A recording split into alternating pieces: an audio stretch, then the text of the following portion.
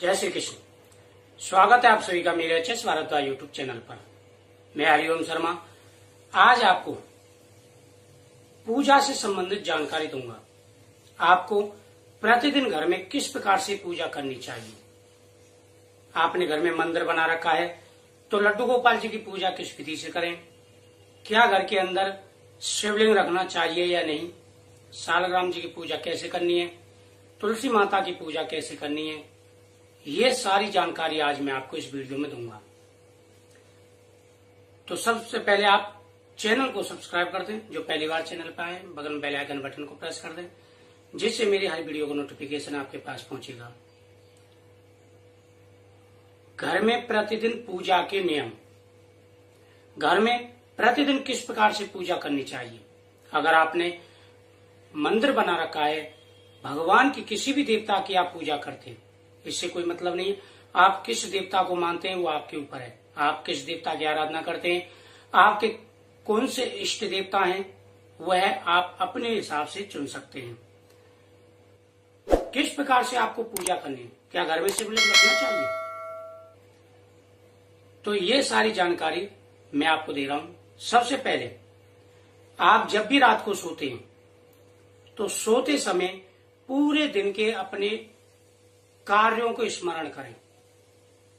जो आपने सुबह से लेकर के रात तक कार्य किए थे दिन में, अब आप सोते समय ध्यान करें कि आपने कौन से कार्य ऐसे किए जिससे लोगों का भला हुआ, कौन से कार्य ऐसे किए जिससे किसी का दिल तो नहीं दुखा।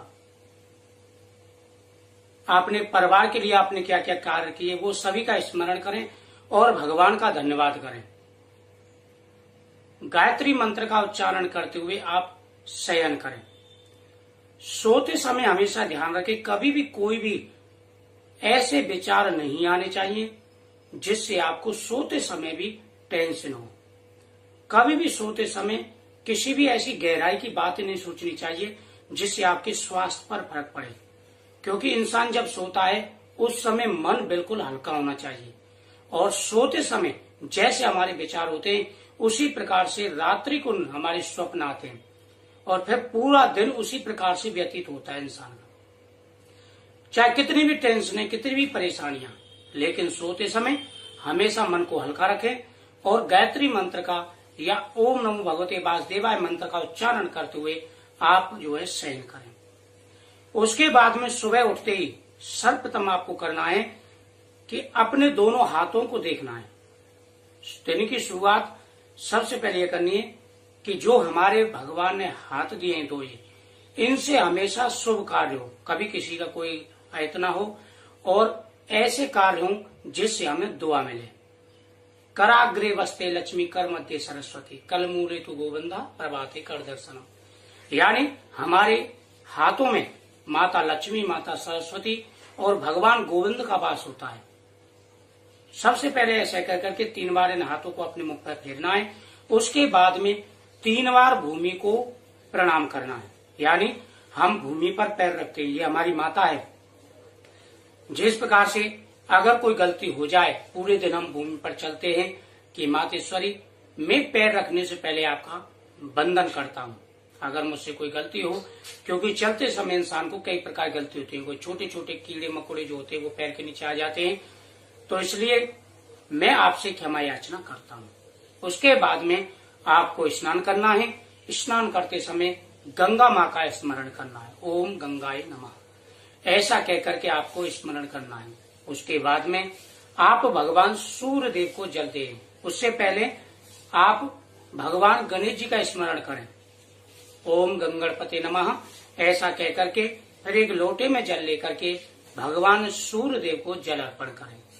उसके बाद में आपके घर में अगर लड्डू गोपाल जी हैं तो उनको स्नान कराएं। स्नान कराने के बाद में जो स्नान का जल होता है वह आप सभी ग्रहण करें। अकाल मृत्यु हरम सर्व व्याधि विनाशनम विष्णु पादोक्तम पित्वा पुनर्जन्म न विदते। यानी जो ये चरणामृत होता है ये अकाल मृत्यु को हरने वाला होता है, सारी व्याधियों का नाश करने वाला होता है, हर प्रकार की परेशानी दुखों का अंत करने वाला होता है।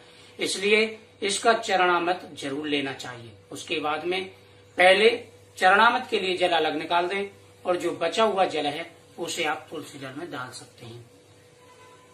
माता तुलसी के सामने घी का दीपक जलाएं, तुलसी माता की परिक्रमा करें।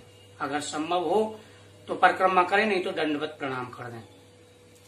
उसके बाद में माता तुलसी से क्षमा याचना करें और तुलसी पत्र तोड़ करके सालग्राम जी पर चढ़ाना चाहिए। जिनके पास लड्डू गोपाल जी वो लड्डू गोपाल जी को स्नान कराएं, जिनके पास सालग्राम जी हैं वह सालग्राम जी को स्नान कराएं। भगवान को स्नान कराते समय गंगा जल का बिल्कुल भी प्रयोग ना करें।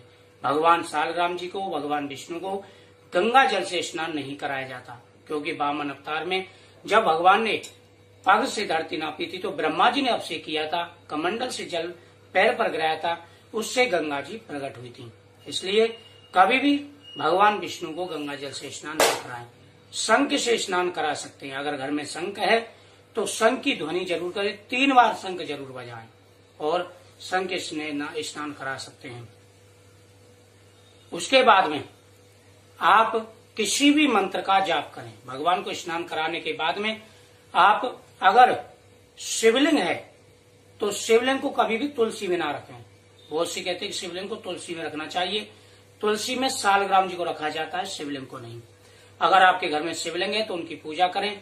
अंगुष्ठ मात्र यानी 1 अंगूठी के बराबर की शिवलिंग घर में होने चाहिए। उससे बड़े शिवलिंग घर में ना रखें और पारद शिवलिंग हो तो बहुत ही अच्छी बात है।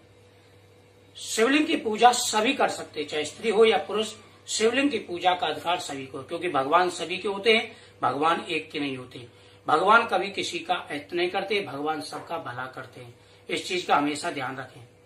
उसके बाद में आप दीपक जलाएं, किसी भी मंत्र का आप पाठ करें। पाठ करने के बाद में भगवान को नैवेद्य अर्पण करना चाहिए और नैवेद्य में लहसुन प्याज आदि नहीं होना चाहिए। बिल्कुल सादा तरीके से भगवान को भोग लगाना चाहिए और जो भी आप घर में बनाएं उसी का भोग लगा दें। चाहे आप दूध का भोग लगाएं, चाहे मक्खन मिश्री का भोग लगाएं, चाहे आप फलों का भोग लगाएं, चाहे आप खाने का भोग लगाएं, जो भी आप बनाते हैं, लेकिन लहसुन प्याज बिना लहसुन प्याज का भोग लगाना चाहिए। उसके बाद में आप गौ माता के लिए निकाल दें। गौ माता के लिए थोड़ा सा अन्न निकाल करके रख देना चाहिए। उसके बाद में स्वयं भोजन ग्रहण करना चाहिए और भगवान का धन्यवाद करते हुए अपने अपने प्रतिदिन के कार्यों में संलग्न होना चाहिए। तो ये प्रतिदिन की पूजा विधि थी, नियम था। तो आप जो है इस विधि से आपको पूजा करनी है। आपके कौन से इष्ट देवता हैं वह उसी प्रकार से आप पूजा करें। किसी भी भगवान को माने वह आपकी इच्छा है, लेकिन समय भगवान के लिए जरूर निकालें। कोई भी आपके भगवान हो, लेकिन समय जरूर निकालना चाहिए, जिससे भगवान प्रसन्न होते हैं और आपके घर में सदा ही खुशी बनी रहती है। तो मुझे उम्मीद है आपको जानकारी अच्छी लगी होगी।